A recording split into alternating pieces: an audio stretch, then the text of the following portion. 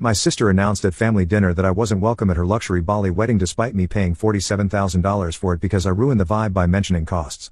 Everyone laughed. After canceling all payments, I uncovered a decade of financial fraud including a secret condo fund, unauthorized credit card charges, and a thriving family business they claimed had failed.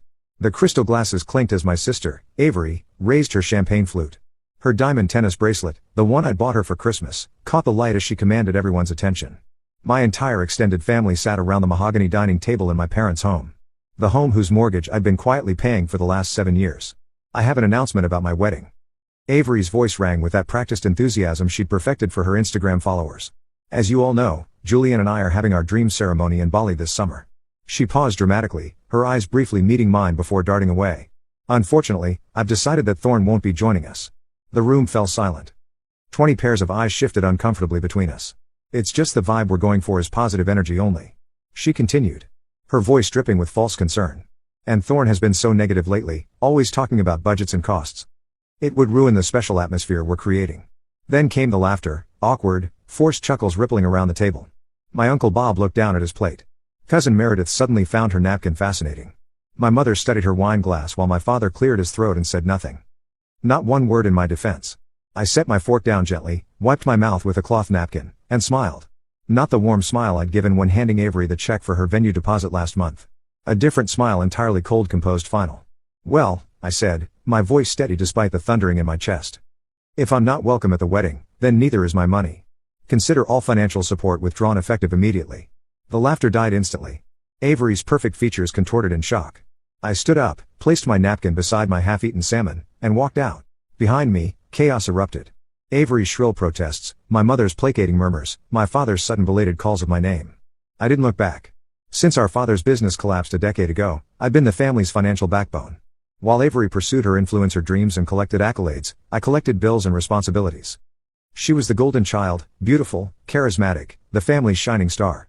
I was the reliable one, the human ATM, the perpetual safety net whose sacrifices were expected rather than appreciated. But something broke inside me tonight, that laughter, those averted gazes. They revealed the truth I'd been denying for years. I wasn't family. I was a resource. As I drove away from the house I'd been subsidizing for years, I knew with absolute clarity nothing would ever be the same again.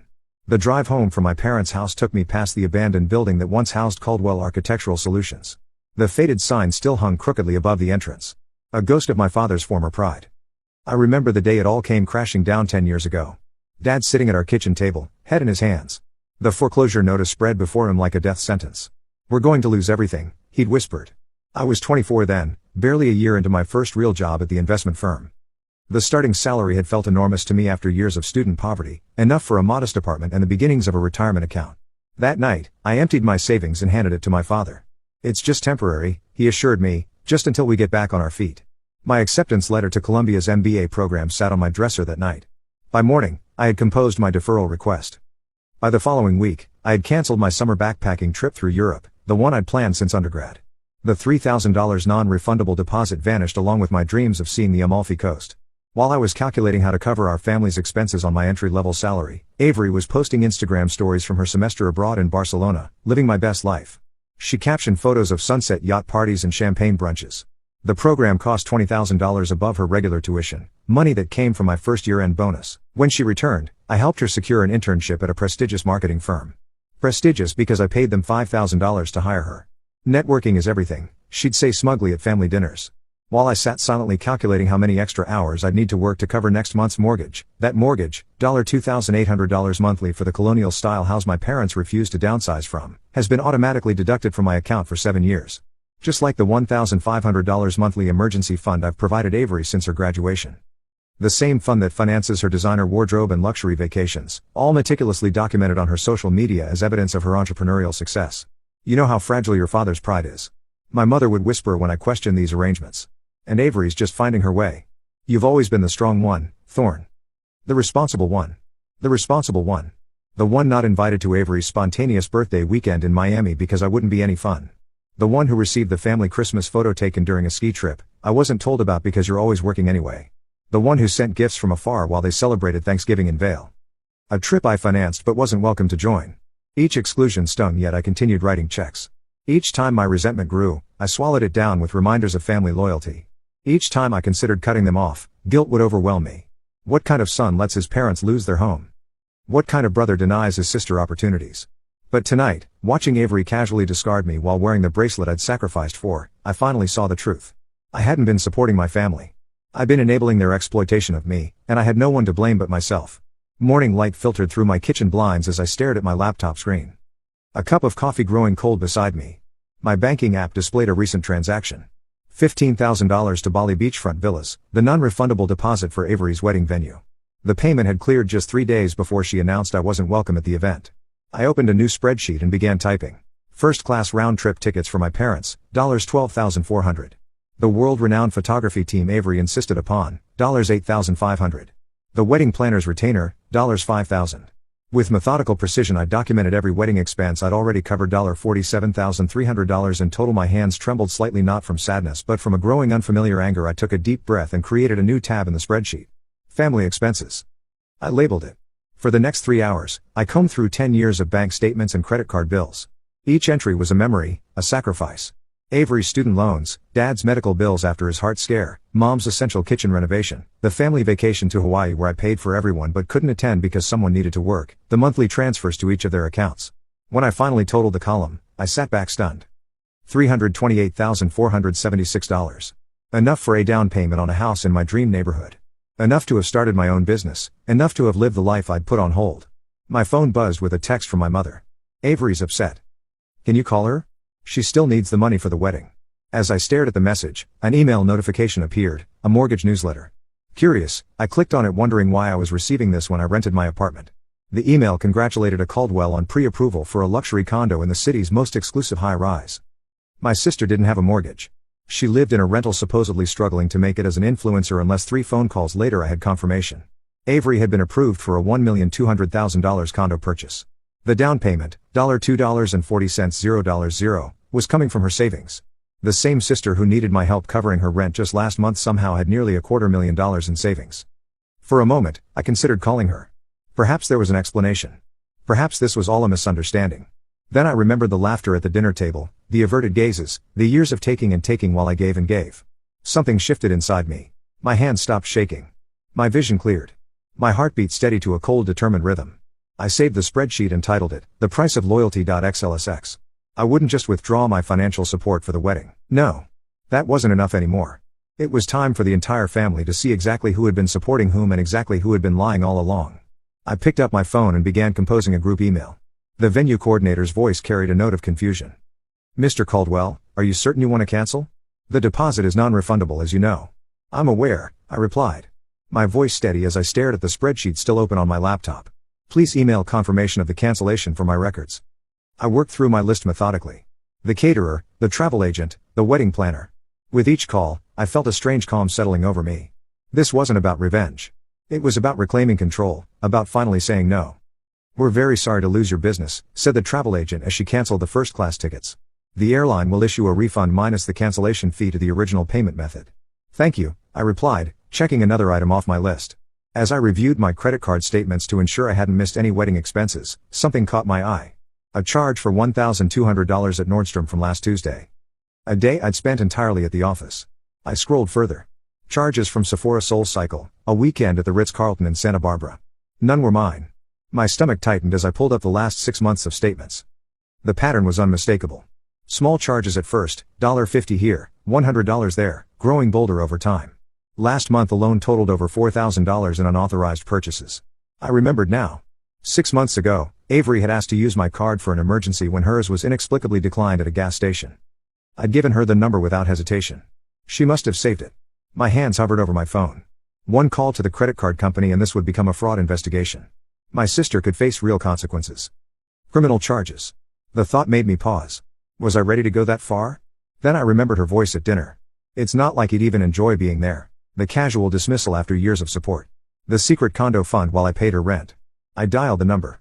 I need to report unauthorized use of my card. I told the representative. My voice surprisingly steady. Yes. I know who made the charges. I have documentation. After filing the dispute and requesting a new card, I opened my email. The draft to my parents had been sitting there for hours, subject line empty, cursor blinking. Now I knew what to write. Financial deception, the truth about Avery's lifestyle. I detailed everything, The unauthorized charges, the secret condo fund, the years of claimed poverty while accumulating wealth. I attached bank statements, credit card reports, and screenshots of the fraud claim. My finger hesitated over the send button. Then I remembered something else. The private Instagram account Avery maintained for her closest friends. The one she didn't know I knew about. The one where she posted her unfiltered thoughts. I logged in using the password I discovered months ago when she'd asked to use my laptop. There they were, dozens of posts mocking our parents' dad so clueless about money it's hilarious, bragging about manipulating them, told mom I couldn't make rent shopping spree tomorrow, and worst of all, laughing about me. My brother is such a pushover. Just mentioned grad school, and he offered to help out again. I took screenshots of everything. 23 images documenting years of calculated deception. I attached them to the email, added my extended family to the recipient list, and without allowing myself another moment of hesitation, clicked send. The soft whoosh of the email departing my outbox sounded like the first crack in a dam about to burst. There would be no going back now. My phone erupted within minutes of sending the email. First came the texts, rapid-fire bursts of capitalized outrage and accusatory questions. Then the calls, which I let go to voicemail, each notification piling atop the last like falling dominoes. By evening, I had 37 missed calls, 53 unread texts, and 16 voicemails. I listened to my mother's message first. How could you? Her voice trembled with rage. Airing family business to everyone? Accusing your sister of theft? After everything we've done for you, everything they've done for me, the irony wasn't lost. My father's message was shorter, his tone icy. Call me immediately. This is unacceptable behavior. I didn't call. Instead, I forwarded additional bank statements showing years of transfers to their accounts, mortgage payments for their home, and medical bills I'd covered. No commentary, just evidence. Avery's response came via a mass email to the family, crafted with the polished expertise of someone who managed her image professionally. I'm heartbroken to address these hurtful accusations, she wrote. My brother has always used money to control our family. His generosity comes with invisible strings that tighten whenever anyone challenges him. She detailed instances when I'd supposedly threatened to withdraw support if family decisions didn't go my way, events I didn't recognize, conversations that never happened. Then came the blow I hadn't anticipated. What many of you don't know is that 3 years ago, my brother suffered a mental health crisis after being passed over for promotion. He became paranoid, convinced everyone was taking advantage of him. He's been in therapy since, but these delusions persist. I've protected his privacy until now, but I can't let his untreated issues harm our family further. My hands froze over my keyboard. The promotion part was true. I had been devastated when passed over. I had sought therapy afterward, but not for paranoia, for learning to set boundaries after years of self-sacrifice. Cousin Rachel called first. We're worried about you, she said, her voice gentle in the way people speak to the unstable. Uncle Mark texted that I should get help before doing something you'll regret. Even my college roommate reached out, having somehow been looped into the family drama. As the narrative shifted, painting me as mentally unhinged rather than systematically exploited, I made a decision that surprised even me. I called my parents' mortgage lender. I'd like to discuss options for selling the property at 1542 Oakwood Drive, I said, my voice unnervingly calm. I've been making payments for 7 years, though the title remains in my parents' names. I texted my parents immediately after, either we have an honest conversation about the family finances or I'm selling the house, your choice. It was nuclear threatening the family home, but I was beyond caring about collateral damage. My phone rang 20 minutes later. Not my parents. Not Avery. A number I barely recognized. Hello, nephew. The voice was familiar yet distant. Aunt Elaine, my father's sister, who'd been estranged from the family for nearly a decade after some mysterious falling out with my father. I saw your email, she said. There's something you need to know. Can you meet me tomorrow? The next afternoon, I sat across from Aunt Elaine at a quiet cafe downtown, staring at a folder of documents she'd placed between us. Your father never lost his business, she said quietly. He restructured it to avoid creditors after that lawsuit 10 years ago. She slid the folder toward me. Inside were corporate filings, tax documents, and bank statements. My father's supposedly failed construction company had been legally transferred to Avery's name 8 years ago. The business hadn't collapsed. It had been hidden and thriving. She's been drawing a 6-figure salary every year, Aunt Elaine said. That's why I left the family. I couldn't stand watching them lie to you while you supported them. The documents blurred as I tried to process the information. The family narrative, the one I'd built my entire adult life around, had been fabricated. The business failure that had prompted me to step in and support everyone had never happened. My father's medical bills I'd paid, he could have afforded them. My mother's renovations, unnecessary luxury. Avery's constant financial emergencies? Complete fabrications. The coffee grew cold as I methodically photographed each document with my phone. The numbness I felt was beyond betrayal, beyond hurt. This was something colder, something harder. Thank you, I finally said to Aunt Elaine, sliding the folder back. I know what I need to do now. That evening, I booked a conference room at my parents' country club for the following Sunday. The one place I knew none of them could refuse to appear. Then I began preparing the presentation that would shatter the family facade once and for all. The country club's Magnolia room was impeccably appointed, all polished mahogany and tasteful oil paintings. I'd arrived early to set up my laptop and organize the documents.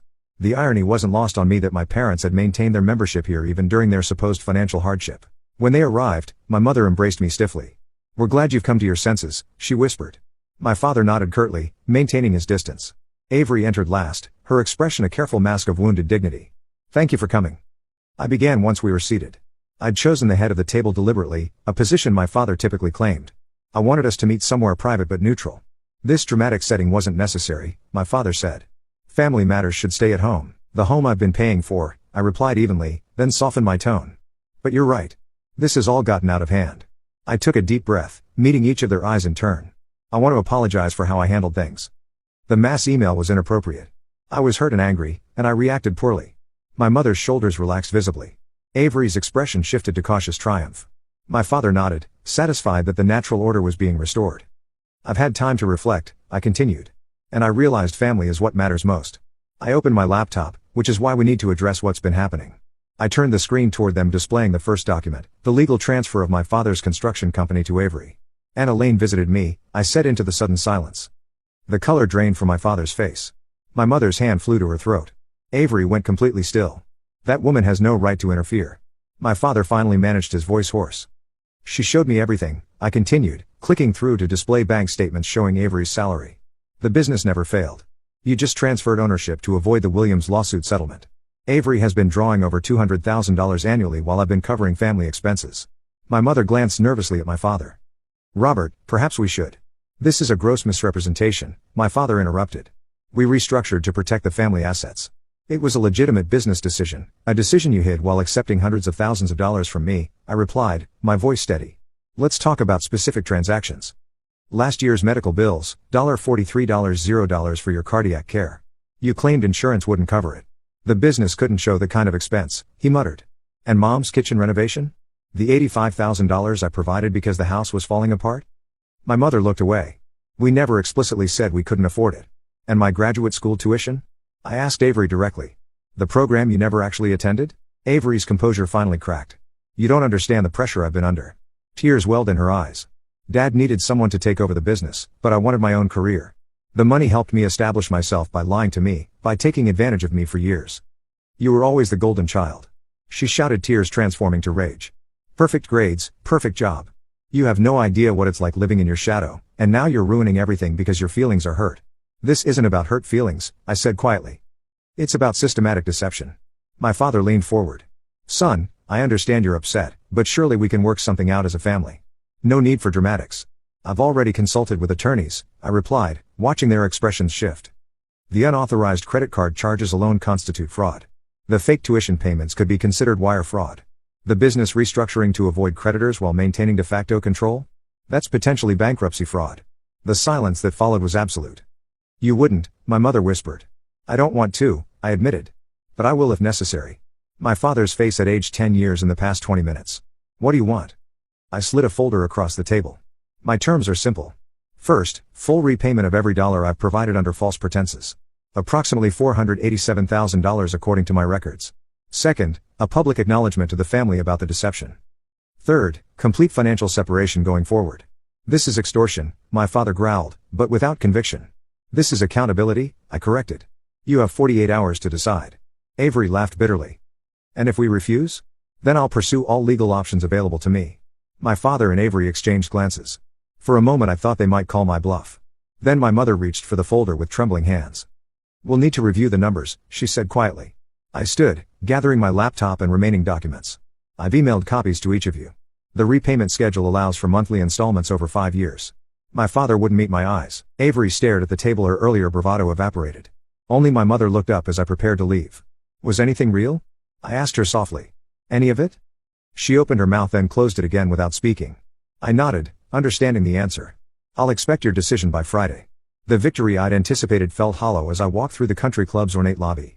I had won, reclaimed what was rightfully mine, exposed the truth. But as the valet brought my car around, I realized I had lost something irreplaceable in the process. The family I thought I had. The Boston autumn paints my new neighborhood in shades of amber and crimson. From my 6th-floor apartment window, I watch students crossing the common below, their animated conversations carried away by the breeze. My own textbooks are spread across the dining table, evidence of my first semester in the urban planning program I'd always wanted to pursue. It's been 6 months since the confrontation at the country club. 6 months of rebuilding. The first installment of repayment arrived exactly on schedule. A wire transfer with no accompanying message. Each month since, the same amount appears in my account with mechanical precision. The family business is apparently doing well enough to support both the repayments and their lifestyle, though I've heard through mutual acquaintances that they've downsized certain luxuries. My passport sits on my desk, visa stamps fresh inside. In 3 weeks, I'll board a flight to Portugal, the first stop on a 2-week European trip I've planned between semesters. It's the first time I've traveled for pleasure rather than business or family obligation. How does it feel to make decisions solely for yourself? Dr. Winters asked in yesterday's therapy session. Unfamiliar, I admitted. Sometimes I still catch myself calculating how my choices will affect others before considering what I actually want. The hardest part hasn't been establishing financial boundaries. It's been rewiring my brain to stop equating sacrifice with love. Each week, Dr. Winters helps me untangle another knot in the complex web of family dynamics I internalized. My phone buzzes occasionally with family news. Cousin Rachel had a baby. Uncle Mark retired. These updates come through group texts where responses are minimal and superficial. I wasn't invited to Thanksgiving last month, which was both a relief and a strange new wound. Avery's wedding happened in October, scaled back from the European extravaganza to a local country club affair.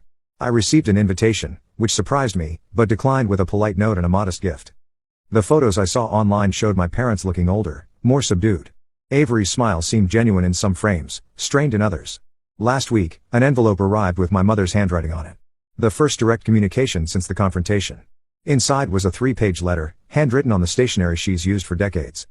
I've started this letter 100 times, she wrote. There's no adequate way to apologize for what we did.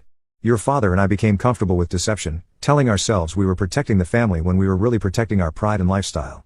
We failed you as parents, and no explanation can justify that betrayal. She didn't ask for forgiveness or suggest reconciliation. The letter simply ended with, you deserved better from us. I hope you're finding happiness on your own terms. I haven't responded yet. The acknowledgement matters, but it doesn't erase years of manipulation. Some bridges, once burned, leave only smoke and memory. My new life has unexpected bright spots. My study group meets weekly at a cafe near campus for people who know nothing of my past and accept me as I am now. There's Daniel, a former architect with laugh lines around his eyes who's asked me to dinner twice. The second time, I said yes. Last night, we walked along the Charles River after sharing tapas at a small Spanish restaurant. When he kissed me goodnight, I didn't analyze or overthink. I simply enjoyed the moment. You seem lighter, he said, tucking a strand of hair behind my ear. I am. I replied, realizing it was true. Yesterday, an email arrived from my father, a formal invitation to Christmas dinner. In previous years, I would have immediately rearranged my schedule, purchased gifts, and prepared to play my assigned role in the family performance. This time, I wrote a simple response. Thank you for the invitation, but I have other plans. Wishing you a happy holiday. No guilt followed. No anxiety. No second guessing. Instead, I booked a cabin in the Berkshires for the holiday weekend. I'll bring books I've been wanting to read, try my hand at snowshoeing, and spend evenings by the fireplace. Daniel might join me for part of the time, or I might enjoy the solitude. Either way, the choice is entirely mine. As I close my laptop and look around my apartment filled with only things I chose arranged exactly as I prefer, I feel something that eluded me for years: peace. Sometimes the greatest act of self-love is walking away from those who take your presence for granted. For years, I mistook sacrifice for loyalty and obligation for love. I built my identity around being the reliable one, the provider, the safety net, never realizing I was enabling the very behaviors that were draining me. The hardest lesson wasn't discovering their deception. It was accepting that I had participated in my own exploitation by refusing to set boundaries. True family isn't defined by blood or obligation, but by mutual respect and genuine care. Now I understand that loyalty should never require the surrender of your dignity or well-being. The price I paid for belonging was far too high, but the reward of reclaiming my life has been worth every difficult step. I no longer measure my worth by what I can provide to others, but by the authentic joy I allow myself to experience. Sometimes, the family we need isn't the one we're born into. It's the one we create when we finally honor the truth of who we are. Spring arrived with a flourish of cherry blossoms outside my apartment window. I've been in the urban planning program for nearly a year now, maintaining a 4.0 GPA while working part-time as a research assistant. My professor had already mentioned the possibility of a summer fellowship, something I would have declined in my previous life to handle whatever family emergency inevitably arose. The monthly repayments from my family continued like clockwork, impersonal and precise. I'd invested most of it, setting up the financial security I'd neglected while supporting them. My therapist, Dr. Winters noted how rarely I mentioned them now during our sessions, which had decreased from weekly to biweekly. "You've done remarkable work establishing boundaries," she said during our last meeting. "How does it feel when you think about them now?" I considered this carefully. Less painful. Sometimes I feel a hollow ache for what might have been, but mostly indifference. She nodded. That's often a healthy sign of detachment from toxic relationships. Last month, I received an unexpected text from Aunt Elaine. She'd attached a newspaper clipping about Caldwell Architectural Solutions winning a major contract for a downtown revitalization project. The photo showed my father and Avery smiling behind a ceremonial ribbon, scissors poised to cut. "Thought you should know they're doing well," Aunt Elaine wrote. "How are you?" I studied the photo, surprised by my lack of bitterness. My father looked older, more serious. Avery's smile seemed less practiced, more genuine. Whatever lessons they'd learned from our confrontation, they appeared to be moving forward, professionally, at least. "I'm building something new," I replied to Aunt Elaine. "And so are they, it seems." We'd begun meeting monthly for coffee. She filled a role I'd never had: family without expectations, relationship without manipulation. Sometimes she shared stories about my father as a young man, before ambition and pride hardened him. I listened with the detached interest of someone studying a historical figure, neither romanticizing nor demonizing the past. My relationship with Daniel progressed naturally, without the frantic calculation that had characterized my previous connections. When he asked if I wanted to move in together, I took 2 weeks to consider it, not from fear, but from the luxury of making a choice based solely on my own desires. "I'd like that," I finally told him one evening as we sat on my balcony watching the sunset paint the city skyline in gold. "But I need to maintain my financial independence." He squeezed my hand. "I wouldn't have it any other way." In therapy, Dr. Winters had helped me recognize my tendency to show love through financial sacrifice, a pattern I was determined to break. Daniel and I established clear agreements about shared expenses and separate accounts.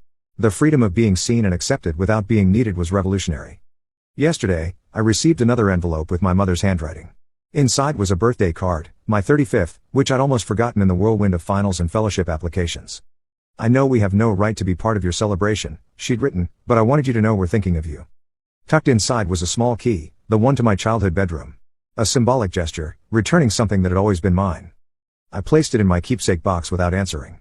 Perhaps someday I would be ready for tentative steps toward a new kind of relationship with my family, one based on truth rather than obligation. But not yet. The wound had scarred over, but scars have memories. As I prepare for my summer trip to Europe, the one I've postponed for over a decade, I find myself looking forward rather than back. My itinerary includes the Amalfi Coast, Barcelona, and all the places I once sacrificed.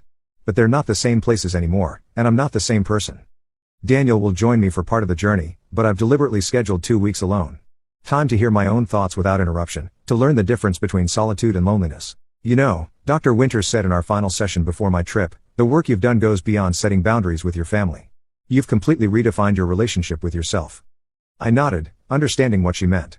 The constant anxiety of anticipating others' needs had subsided. The reflexive guilt when putting myself first had faded. The fear that I wasn't enough unless I was sacrificing had quieted. Tonight, as I packed my suitcase, I came across an old photo tucked into a book, my family at my college graduation, arms around each other, smiles bright with promise.